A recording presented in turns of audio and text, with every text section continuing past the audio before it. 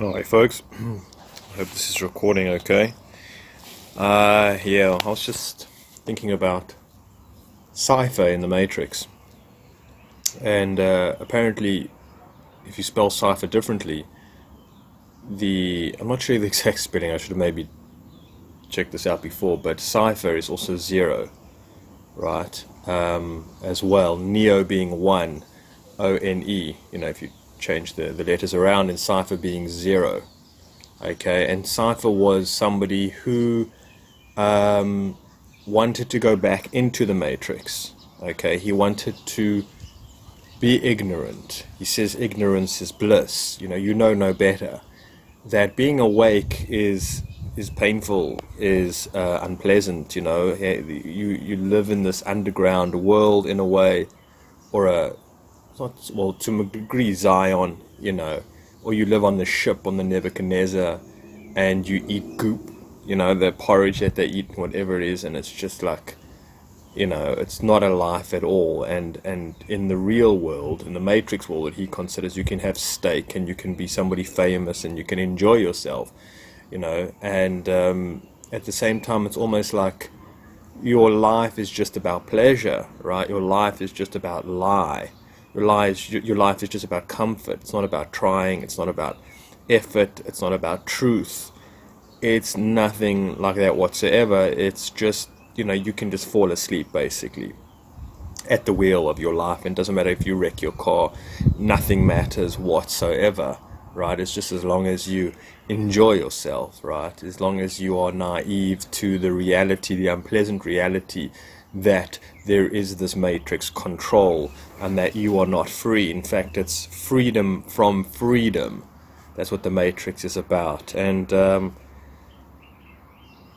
this is an interesting one for me. I'm still working on the videos in regards to a lot of what the New Age doesn't teach. The New Age doesn't often, a lot of the people who, okay, no one's actually saying, well, I am a New Ager, or I speak on behalf of the New Age, right? So you can't say that, say, like Neil Donald Walsh, I've been speaking, No, he's not again. I said, Dad. He said, oh, wait, by the way, speaking about life, son, how's the bullshitting business? Did a video on that he's a New Ager, but his thoughts, his principles, his beliefs, his ideology in a way, all they all tie up, they all link in to the same thinking of a general mindset, where a lot of the time, okay, there's much to be said about this, a lot of the time there is no discussion about the Matrix, okay? There's no talking about the establishment. There's no talking about the evilness of what they do. Maybe it's touched on here and there, but not in a big way whatsoever, right? Because it's mostly directed at follow your bliss, follow your joy, follow, and again, not meaning, follow your bliss, follow your joy, be who you are, whoever that's supposed to be, just be whoever you are, right? Just be, don't become it, just be it.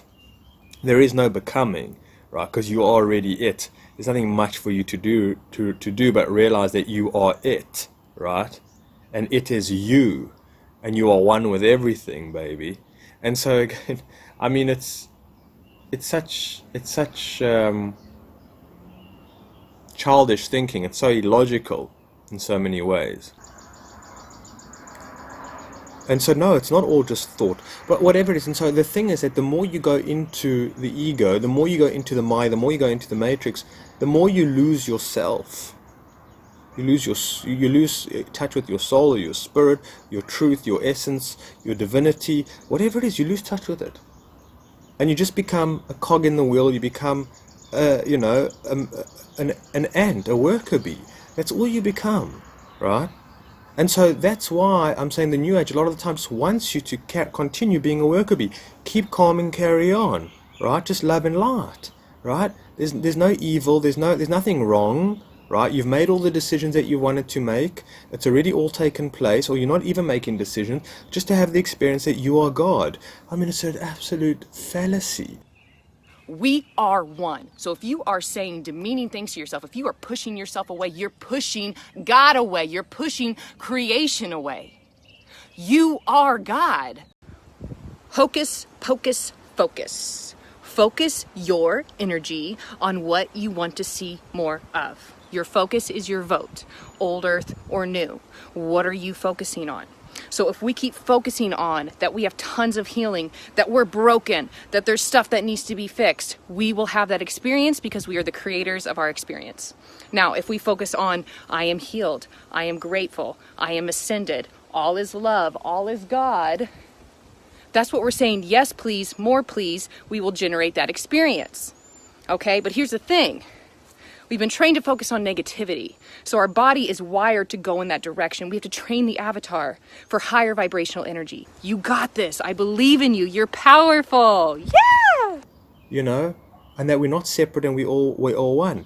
Like, I mean, I'm going to get into more of this talk, but like, you know, when I was walking through the forest the other day on a nature walk, there's a tree that's believed to be 2,000 years old. It's huge. It's massive. I just sat at the foot of this tree and just was absolutely humbled by the energy of this tree.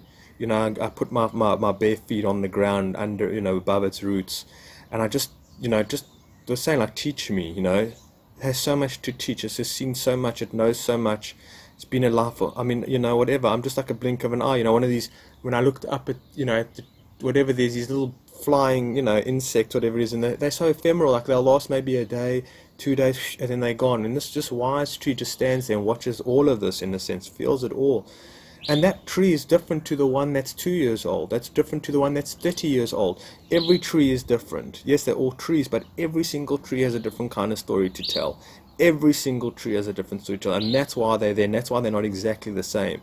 But, you know, in the world that we live in, we all tree must, it's all like, it must be fake trees, all make the same, all look the same, or whatever it is, all have the same story, be manufactured in the same Chinese whatever factory or something like that, with the same plastics. Do you know what I mean? And that's what the idea is, that we are all the same.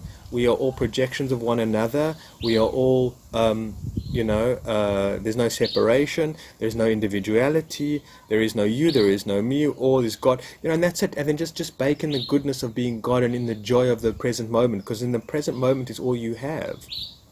We don't realize that the present moment is also massively made up by your past mistakes, by your past choices, right? Which apparently you haven't really even made yourself, you know. So that's also another thing at the same time.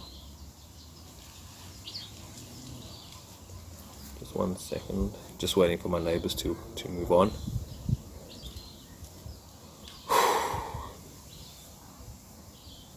I don't know. I just feel that we consciously make these small choices in our lives not to care. You know, to be indifferent. Like my lady friend that I've been with for like 4 or 5 years, she grows like incrementally, you know, like and it's just so frustrating. It's just so annoying. It's like she'll take 1 step forward, 3 steps back, and just remain there, then take another step back, but she, you know, which is okay. So now she's taking 3 steps. She's making 1 step forward, 3 steps back. So now she's, let's say, 2 steps back, in a sense, minus the step forward, and then she'll take another step forward, but it's still in the steps that she's taken. Whatever it is, you know. And I just get so disappointed. I just, with people in the world and family members of mine, I just really feel that we can choose higher. We can get in touch with our intuition, with our consciousness, with our conscience, you know, about what's wrong and right in our lives, and we just choose to deny it, just like Cypher. We just don't want to know it. We just don't want that responsibility. We don't want to know it. We don't want to be free. We don't want to be sovereign. We don't want to be having to think for ourselves. We don't want to have to follow, you know, we just want to follow the collective, and that's what the collective is. Nihilistic. It's narcissistic. You know, it's the void. It's here to waste your being, waste your spirit, waste your time, waste your energy, waste your life away. Get you so lost, get you karmically, you know, impacted.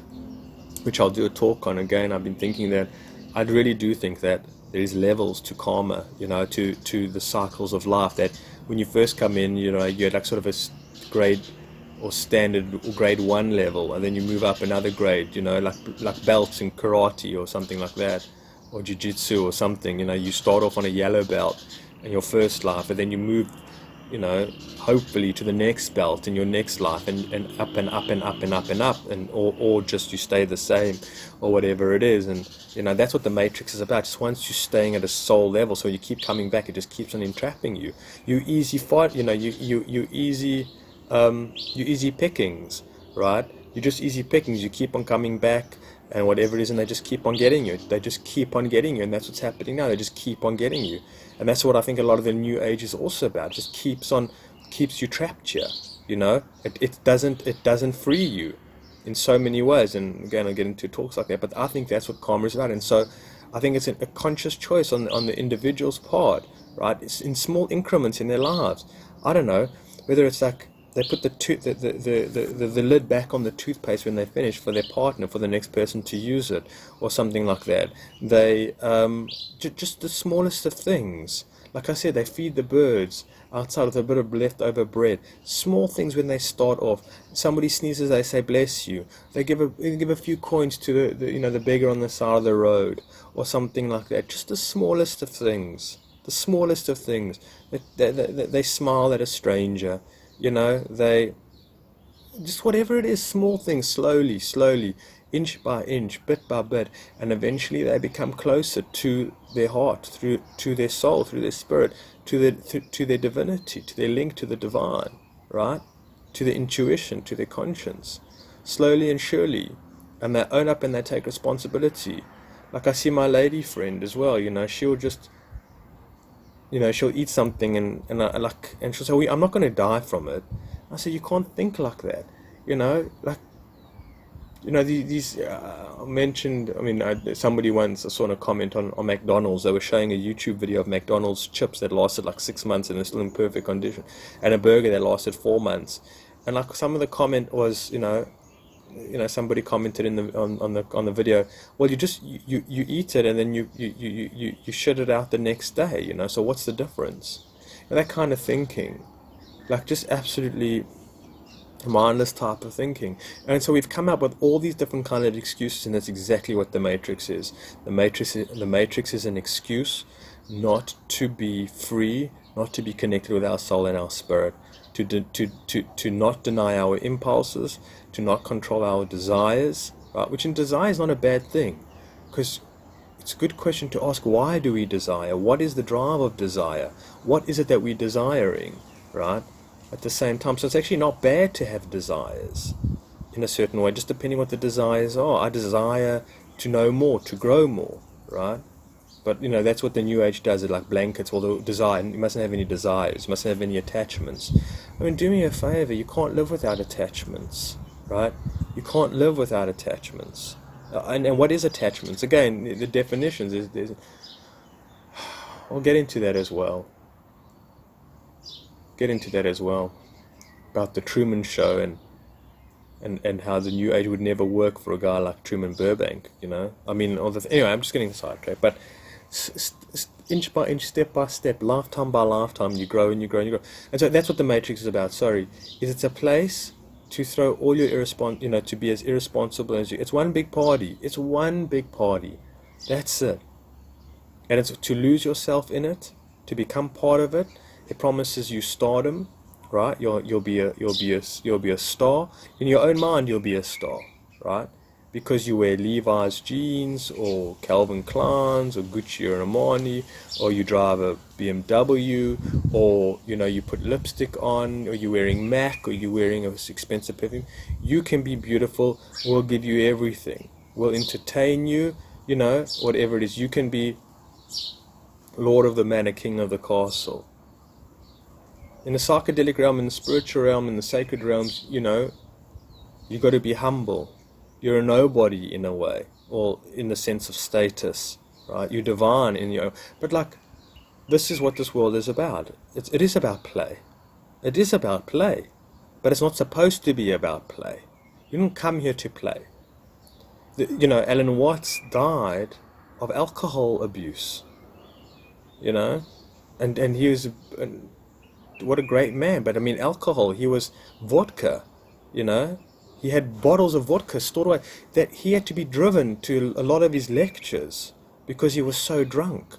But when he got there, he gave a perfect lecture. Some of the lectures you can hear the glass and the ice in the glass busy clinking, you know, whatever it is.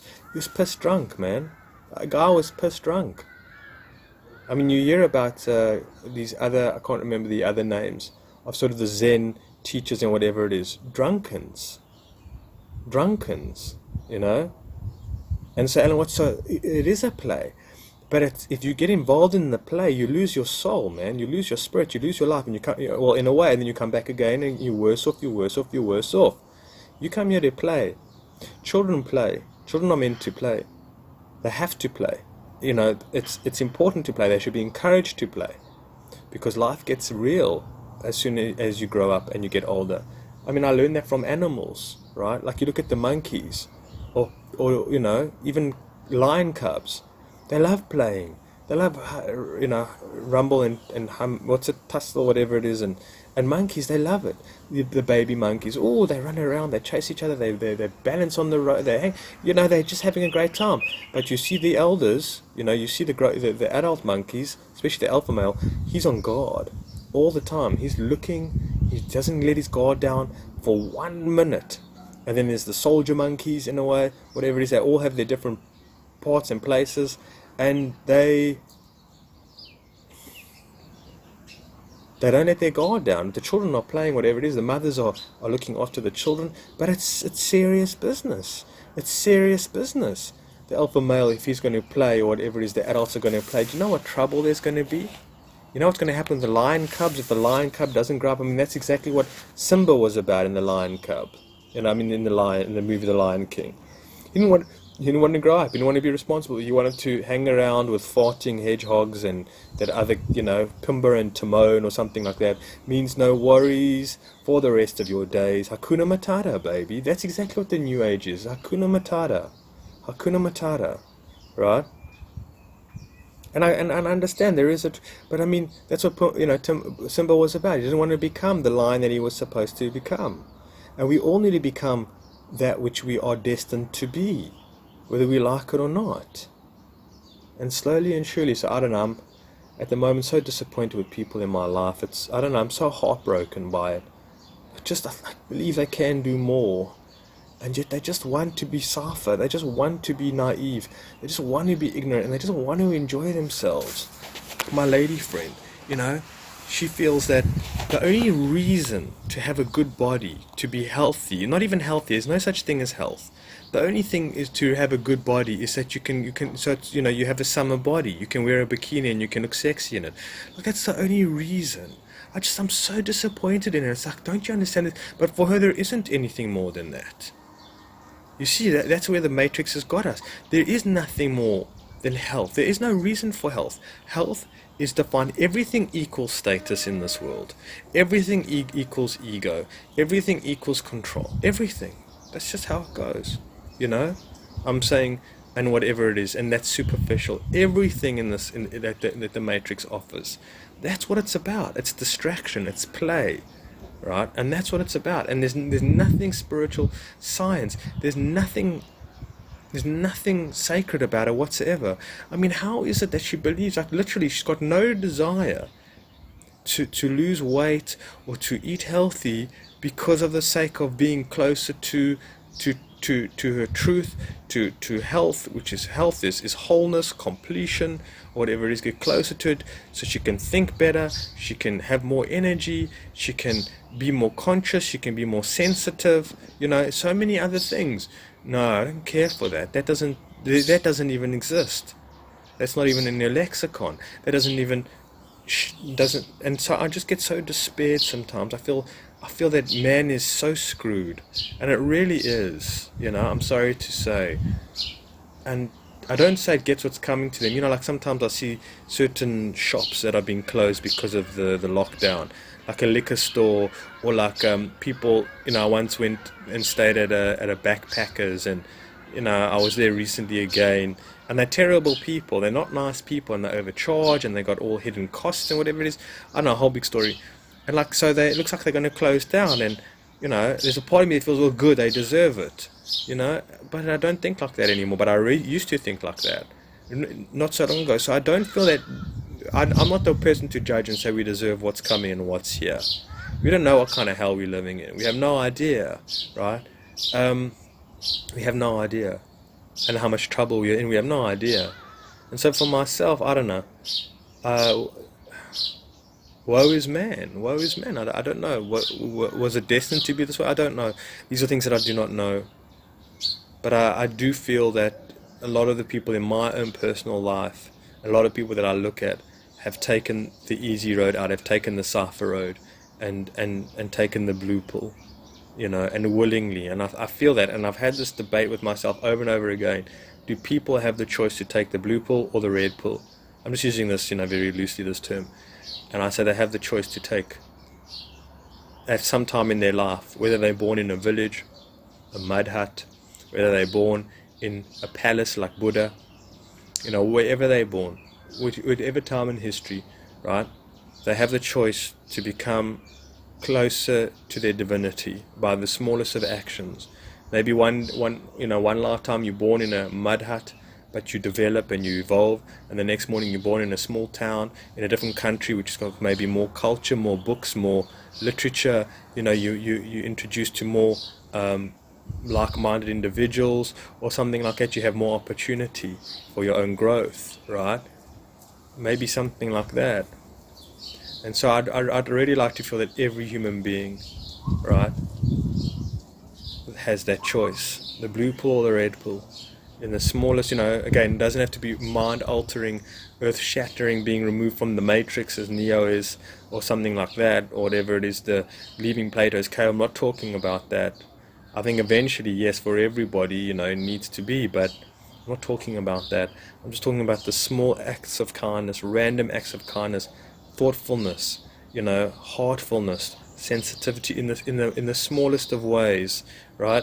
They see that the cow has slipped and fallen, in the village, or whatever it is, just something or other, or an elderly person's just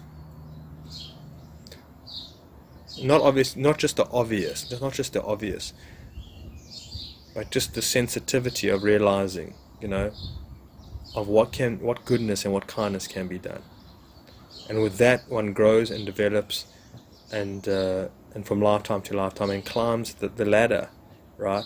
And eventually becomes the black belt, and eventually, evolves from this place, because you don't need it anymore. You don't need the duality anymore, right? And you move on to, to serve on higher levels and higher, who knows what else, right? Who knows what else?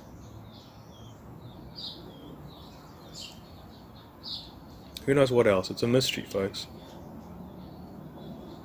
That's what I think we're here to do. Alright, folks, thank you for taking the time. Chat soon. Take care.